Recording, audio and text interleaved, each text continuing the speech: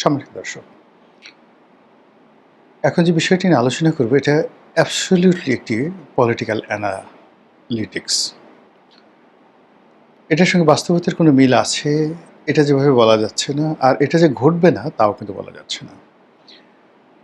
মূলত দুবাইতে বেনজিরকে গ্রেপ্তার করা হয়েছে, এই খবরটি সারা বাংলাদেশের আনাচে কানাচে আওয়ামী লীগের যারা তৃণমূলে গেয়ার আপ হয়েছিলেন বিভিন্ন মানুষ, তারা ভীষণভাবে আতঙ্কিত অনুভব করছেন।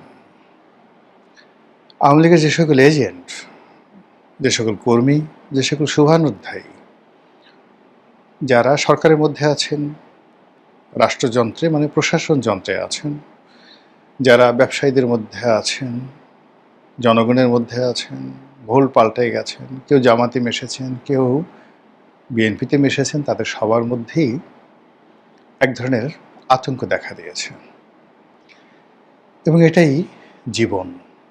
এটা জীবন এই কারণে যে মানুষ আশা এবং নিরাশার দোলাচলে চলতে থাকে।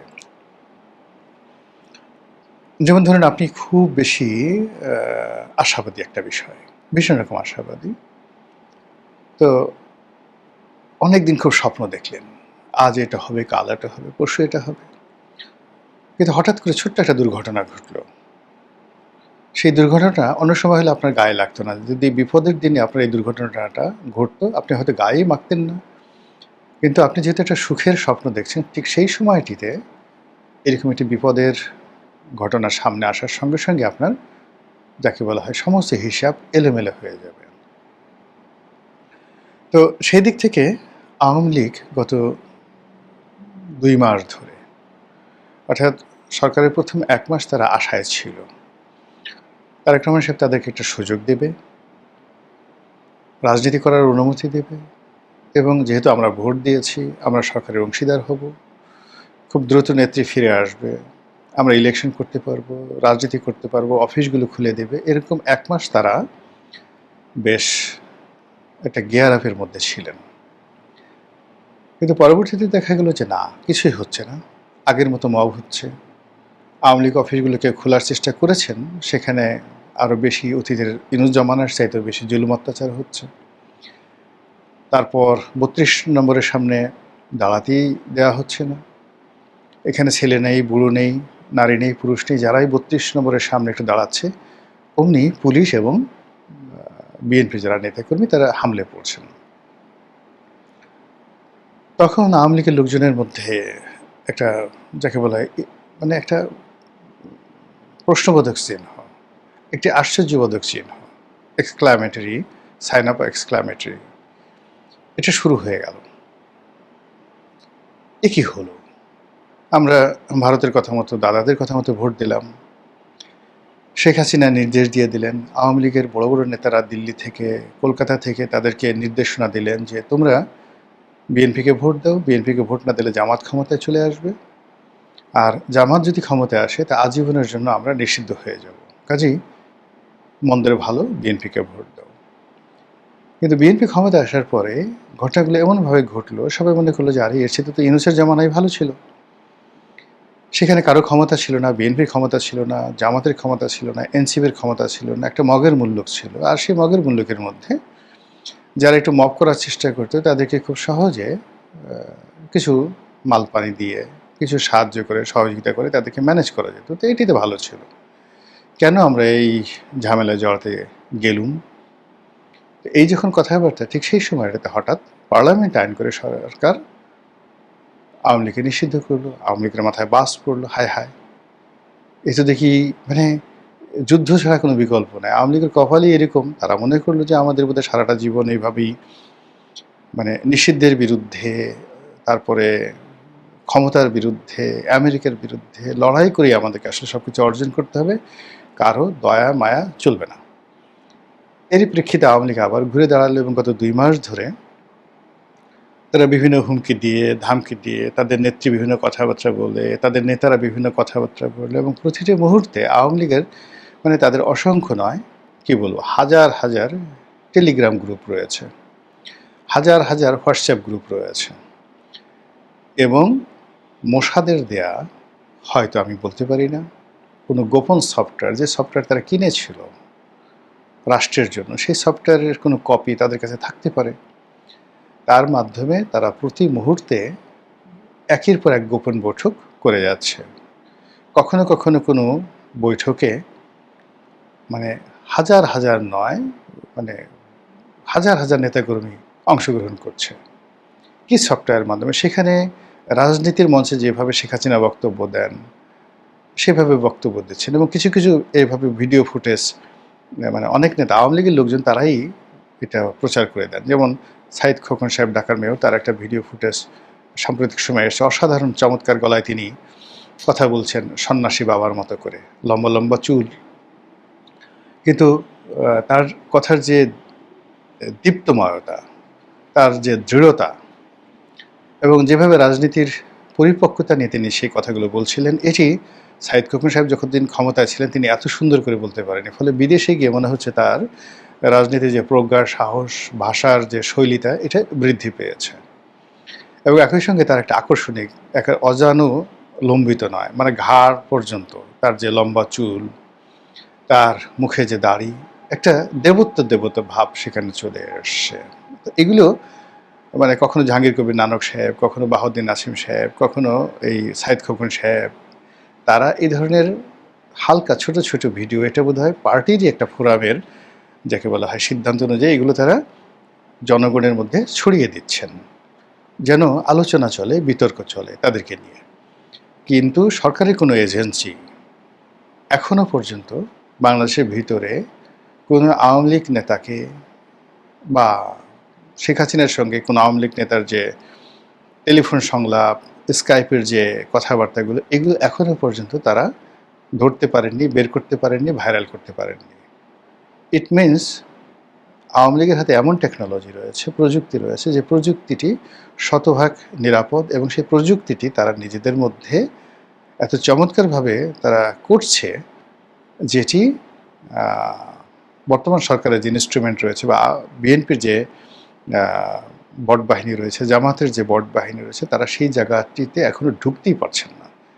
তো এই যখন রিয়ালিটি, সেই রিয়ালিটিকে ভিত্তি করে তারা কখনো যুগপৎভাবে আন্দোলন করছেন, কখনো একই সঙ্গে ১০০টি স্পটে মিছিল করছেন একই সঙ্গে, কখনো ১৫টি জেলাতে মিছিল করছেন, কখনো যা কিছু করছেন ওটা মানে আমরা যা না দেখতে পাচ্ছি তার সাথে বেশি আওয়ামী লীগের লোকজন দেখতে পাচ্ছে। বিকজ এই কাজগুলো তারা কখনো কখনো যে কাজগুলো করছেন লাইভে করছেন, এমন প্রযুক্তি দিয়ে করছেন, সেই প্রযুক্তির যে ডাটা এন্ট্রি কেবলমাত্র তাদের হাতে থাকছে। এমনকি যাদেরকে সংযুক্ত করা হচ্ছে প্রযুক্তিতে, যেমন ধরুন হাতিয়াতে একটা মিছিল হবে, তো তাকে একটা আইডি দেওয়া হলো বা তাকে একটা পাসওয়ার্ড দেওয়া হলো, সে সেটা লাইভ টেলিকাস্ট করছে, কিন্তু ওটার কোনো ভিডিও ফুটেজ সে ধারণ করতে পারছে না।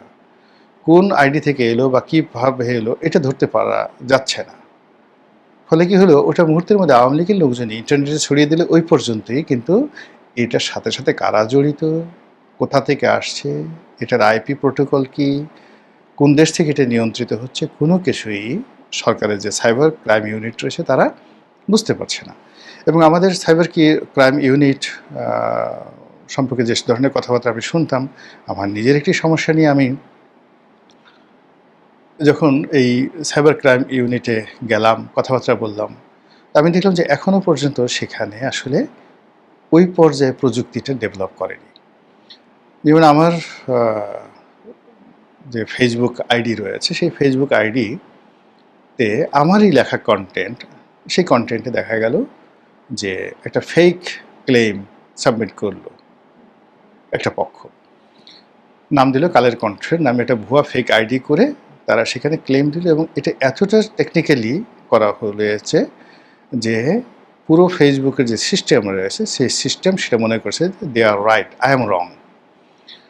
নিয়ম অনুযায়ী থানায় জিডি এন্ট্রি করলাম, সেটাকে সাইবার ক্রাইম ইউনিটে জানানো হলো, এবং আমার পর্যায় থেকে যেখানে মনে করেন ধরেন পুলিশের আইজি থেকে শুরু করে সবার সাথে যেখানে আমার একটা এক্সেস আছে এবং সবাই যেখানে সম্মান করে, মর্যাদা দেয়। আমি বন্ধের দিনে ডিবি অফিসে গেলাম, তারা সারাদিন কাজ করলো, তারা সেটাকে নোটারি পাবলিক করলো, নিজেরা জিডি এন্ট্রি করালেন, তারপরে সে আবার নিজেদের প্যাডে ঢাকা মেট্রোপলিটন পুলিশের ডিবির প্যাডে এইটা আবার তারা লিখলেন মেটার হেডকোয়ার্টারে, কিন্তু ঘোড়ার ডিম মেটা কিছুই পাত্তা দিল না। তারা বললেন যে এটা ক্রিমিনাল অফেন্স, এটা ভুল করা হয়েছে। কালের কণ্ঠ নামে দেখালো। কালের কণ্ঠ আপনি জানেন, যেহেতু আমি কালের কণ্ঠতে লিখি, ফলে কালের কণ্ঠের সমস্ত ম্যানেজমেন্ট মেটাকে লিখলো, সব কিছু করলো, কিন্তু কোনো অবস্থাতে মেটা মানে ফেসবুকের যারা কর্তৃপক্ষ তারা পাত্তা না দিয়ে ওই যে যারা ক্লেমার, যারা আমার কাছে এই কাজ করার জন্য $300 চেয়েছে, যে আমি তোমাকে যে হ্যাক করেছি বা তোমার কাছে আমি $300 চাই, এটার স্ক্রিনশট পাঠিয়ে দেওয়ার পরে কাজ হলো না। ইট মিনস আপনি দেখেন যে প্রযুক্তিটা এখন আসলে কারো নিয়ন্ত্রণে না, এবং এখানে মেটা, গুগল, অন্যান্য যে সকল কর্তৃপক্ষ রয়েছে তারা অনেকটা নিজেদের মতো করে কাজ করছে। তো তারই প্রযুক্তির কিছু প্রযুক্তি আমেরিকা নিয়ন্ত্রণ করে, কিছু প্রযুক্তি মোসাদ নিয়ন্ত্রণ করে, কিছু প্রযুক্তি হ্যাকাররা নিয়ন্ত্রণ করে। মানে মেটাও যে সবসময় নিজেরা নিয়ন্ত্রণ করতে পারে, নট লাইক দ্যাট। তারা মেটার যে এআই সিস্টেমটা কেমনভাবে রিড করে ফেলেছে, যে এখন মেটা যদি এটাকে সিস্টেমটা পরিবর্তন করতে যায়, মেটাকে ভীষণ রকম সমস্যা করতে হবে। তো এরকম একটা কমপ্লেক্স অবস্থার মধ্যে আওয়ামী লীগ প্রযুক্তি ব্যবহার করে তারা যে সমস্ত কর্মকাণ্ড চালাচ্ছে বা যে সমস্ত কাজকর্ম চালাচ্ছে, সেটা সরকার এর দ্বারা কেবলমাত্র ক্ষতিগ্রস্ত হচ্ছে, কিন্তু কোনো বেনিফিট পাচ্ছে না। তো এই কারণে কী হলো, আওয়ামী লীগ এই যে যা কিছু করছে তারা নিজেদের মধ্যে প্রচার করে, প্রোপাগান্ডা করে, তারা নিজেদেরকে গিয়ার আপ রাখে, এবং গিয়ার আপ রেখেই এই যে যখন তারা বলে আপা আসছেন, আপা বলেন আমি 6 মাসের মধ্যে আসছি, ফাঁসির মঞ্চ রেডি করো, ইত্যাদি ইত্যাদি, এগুলো করে তারা একটা সুখ স্বপ্নে ভাসতে থাকে। অনেকে হয়তো বলে যে আজকে বৃষ্টি হয়েছে, আপা আসবেন, শুনে খুব মনটা ভালো, তো ভুনা খিচুড়ি করো, ভালো করে পোলাও রান্না করো, কোরমা রান্না করো, যার যেটা পছন্দ। বা আমি আজকে বার্গার খাবো, আজকে আমি 5 স্টার হোটেলে খাবো। কেউ হয়তো বলতে পারে যে আমি আজকে মনের আনন্দ, খুব আনন্দ, আমি আজকে একটু মদ খাবো। তো যে যার মতো করে এটাকে চেয়ার আপ করছে, আনন্দটাকে চেয়ার আপ করছে, এবং পুরো আনন্দটাই কিন্তু ইলিউশন, মানে কল্পনা থেকে, যার সঙ্গে কোনো বাস্তবতা নাই। এরকম যখন মানুষ একটা ইলিউশন জগতে পড়ে যায়, ওই জায়গাতে সামান্য একটু ছোট্ট দুঃসংবাদ আসলে, ক্ষতি আসলে মুহূর্তের মধ্যে মাটিতে পড়ে তারা গড়াগড়ি করে। আওয়ামী লীগের অনেক দুর্দশাগ্রস্ত নেতা বাংলাদেশে যারা পালিয়ে আছেন, অনেকে টেলিফোন করে বলে ভাই কী মানে শুনলাম আপা আসবে, ইত্যাদি ইত্যাদি খবরগুলো তারা শেয়ার করে। আর আমি যখন বলি যে না রে ভাই, এটা হবে না, আগামী 20 বছরে পলিটিক্যাল কোনো স্ট্যাবিলিটি আসবে না, কোনো সলিউশন নেই, এখন বিএনপিকে যেটা দেখছো, এরকম দুঃসময় বিএনপির খুব দ্রুত আসবে। তো এই কথাগুলো যখন বলি, তারা তখন একটা মাটির সঙ্গে মিশে যায়, বলে যে ভাই, এখন অনেকে ভয় টেলিফোনও করে যে আপনি খুব বেশি নির্মম সত্য কথা বলেন, আমার একটু আশা ভরসা নিয়ে পালিয়ে আছি, বেঁচে আছি, কিন্তু আপনার কথা শুনলে মনে হয় মরে যাই। তো এরকম একটি অবস্থায় যখন